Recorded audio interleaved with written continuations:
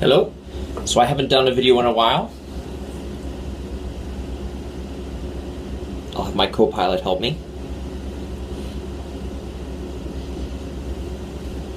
Until she gets sick of me talking. So I just want to do a video about, you'll see from the title, I'll give you the background on this first. For years I tried to figure out what qualities coaches best need to teach kids to improve their skating. And I originally had it broken down into 5 or 6 different parts. I think I ended up with 7 at one point and then took away the 7th and refined them different ways. Like coaches had to be technicians, they had to be artists, they had to be managers, they had to be motivators, there was a variety of different kinds. And then I realized that you couldn't be successful if you were especially weak in any of those categories. And then I refined it a little bit and did some more, and I went through a list of what requirements kids have to be successful, and I had 5 or 6 in that category. And eventually Skate Canada and Sport Canada, or whatever sport organization Canada is, came out with 2 essays on what makes successful athletes, and it matched up entirely with mine.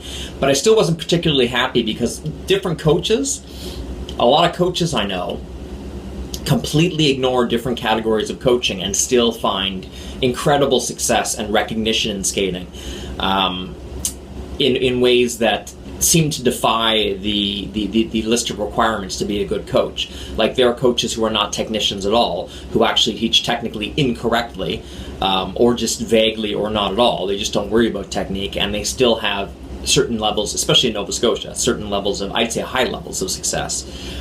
Not only in their little bubble of supporters, but also other bubbles recognize their bubble, and their kids tend to do well in competitions at all levels in Nova Scotia.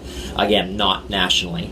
And part of the problem is because coaches are successful provincially, they feel they don't have to do any further improvement to go nationally. That's going to secure their income, secure their long-term viability in Nova Scotia. So as long as there's not a bunch of coaches in Nova Scotia suddenly being successful nationally, there's no need for any Nova Scotian coaches to be successful nationally, which makes me vomit.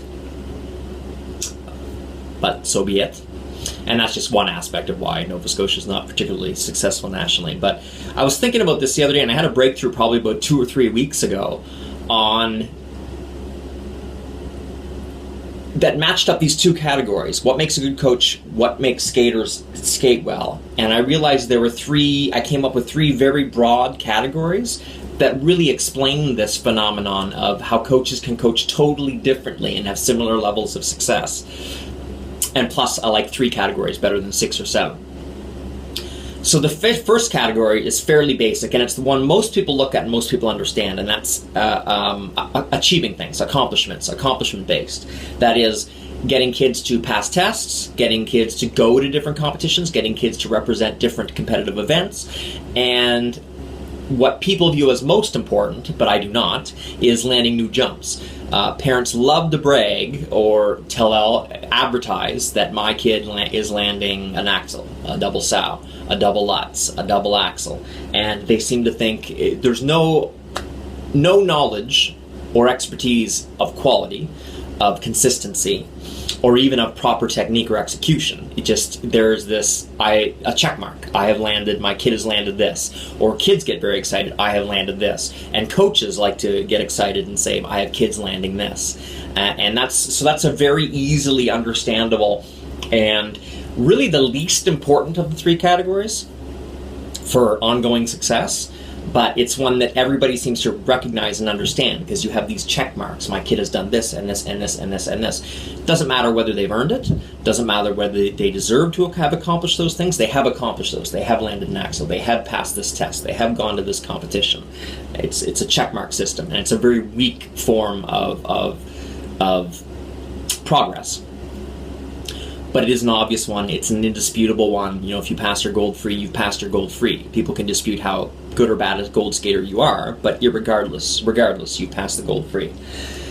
The second category, which I consider probably the major one, is upgrading your general level of physical ability, your general level of agility, balance, speed, power, control, coordination, all the things that make this easier, but it's really much harder to identify. If your balance has improved 20%, other than to an expert, everything will look a little bit more coordinated, a little bit more steady, a little bit more solid, but you're still probably landing and doing the same stuff, so it's really hard to see improvements like that. The main way to get that middle section done is to skate more. It's not done through lesson time. It's either skate more or do more cross training, do more sport specific training, do more things like ballet and dance and running and even hockey, and there's a lot of sports that really help dramatically with figure skating, and they all help your general physiology, fitness level, body control, body positions, body awareness, and make you generally a better skater. And the third category is, to me, fine-tuning, pickiness, aesthetics, and this comes down to, it's somewhat artistry, but it's largely technique. This is done almost entirely through lesson time, although more talented kids will be able to self-correct and self-improve at least a lot of what they do, or at least be able to maintain a lot of what they do. There are kids that constantly degrade and need more lesson time in order to stay good, but this is generally, you can't improve and fine-tune things without lesson time. And this turns an axle into a strong, big axle, into a strong, big, consistent, correctly done axle, which is the final stage. You need all three of those to actually be considered good. And the problem is that most coaches tend to focus on one category or the other. Now, fine-tuning takes a lot of lesson time and a lot of money and a lot of ice time as well, but ice time with a coach, or a lot of self-awareness with the kid. So it tends to be the most difficult category for coaches to do. I personally I can only think of two coaches, neither of whom coach anymore, who focused so much on the fine-tuning and step-by-step exactitude. Maybe three. Maybe I can think of three coaches, at the expense of the other two. They waited till things were perfect before they allowed people to test. They waited till things were perfect before they allowed people to try new jumps. They waited till things were perfect before they, I don't think they discouraged the middle category, but everything was very focused on, let's make sure we're doing everything right. Let's make sure the technique is right. Let's make sure the aesthetics and everything looks right. Toe point, turnout, everything in this category. The coaches I have a big problem with, and so this tends to be a minor, it's kind of the final stage, and it's one that I find most coaches, again, mostly Nova Scotia, tend to miss. Because if you are trying to make a living at skating, you want a lot of students, which means you're not going to have a lot of lesson time for each student, unless they're willing to do private lessons. So this becomes a category that is unwieldy to organize, for people to pay for people to commit to, and again, if they're already landing the jump and skating really fast and doing big jumps, it's really hard to convince parents and non-experts in the sport that the fine-tuning is crucial and important. What I find, and my problem with many coaches in the past, probably currently too, but a little less so now, especially now that I've come to this revelation, is that the middle category is basically being a salesman and convincing your kids to skate a lot. If your kids are coming out of can skate at 4, 5, 6 years old and skating 4, 5, 6 days a week, and they're skating and working hard, actually using their ice time and working on what they're supposed to, this is going to improve fairly regularly. And it's going to improve better the more aware the kid is. But even if they're completely clueless and not aware and being mindless in their lessons, moving around the ice and not doing what they're supposed to do, just moving and working the whole time, is going to improve the middle category. So there have been, I can think of probably 5 coaches, some of whom don't coach in this province anymore, who focus really hard on this category and don't do very good with the technique and the fine-tuning, and aren't really terribly focused on the accomplishments, except jumps. They consider jumps part of, if you're skating a lot, you should be progressing through jumps better. Actually, a lot of them think this category is very important too. But there are a few that I know that they just want their skaters to be stronger, faster, better lines, better stretches, better strength, flexibility, coordination, balance, agility, all those things, and that will make their skating better. But they don't really apply that properly with really fine tuning the technique. I actually don't know too many that are. Most coaches are very focused on accomplishments, just to make sure the parents know that things are going forwards. So they try to make sure, a lot of them even have a schedule where they want kids to be taking a test every 3, 6, 9 months, or else they're not doing their job. Whether that test is ready or not, whether this has improved and this has improved, they still want this to improve, which I don't agree with at all. If they're stagnant in these two categories, they shouldn't continue to go up in this category, because it just makes things harder and harder to progress here. You're better off working at figuring out what's wrong, why they've stopped here, what's wrong with these two categories, and then going back and zooming them up a few tests. Interestingly enough, coaches who are pretty good at the middle category, have some awareness of the end category, always end up behind in this category.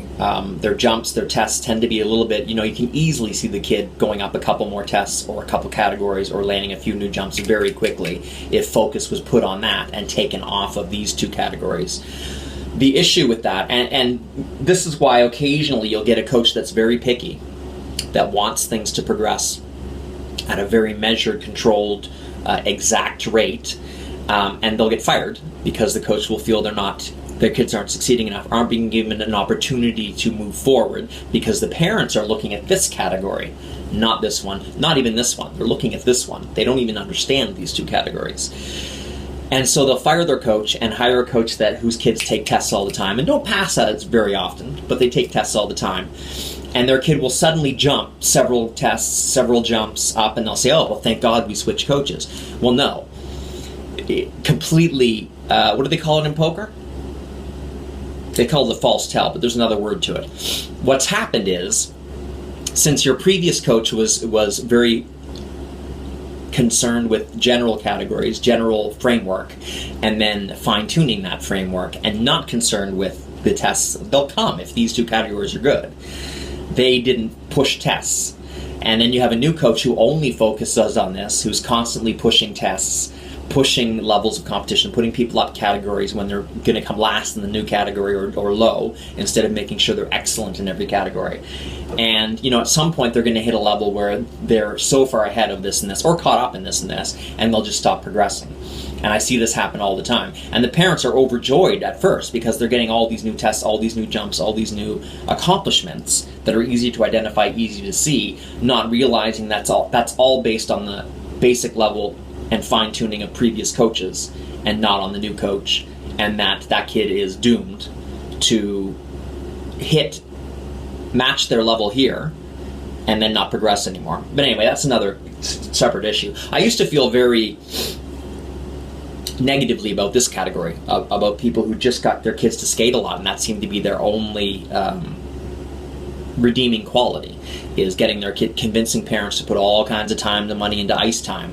But this category is super important, because without this category, having good technique doesn't really translate. You don't have the power, you don't have the agility, you don't have the balance, you don't have the speed. So you have to have this category before you can work on fine-tuning. And then, if you have these two categories, as I said, this category becomes very, very easy, and you're going to go through moments where you have big jumps in improvement in this category. But more importantly, you'll be able to keep going up in the competitive events and results in competitions and landing new jumps and new tests, and you'll have no problem getting all your tests, you'll have no problem competing nationally, you'll have no problem doing all that, as long as these two categories are being taken care of.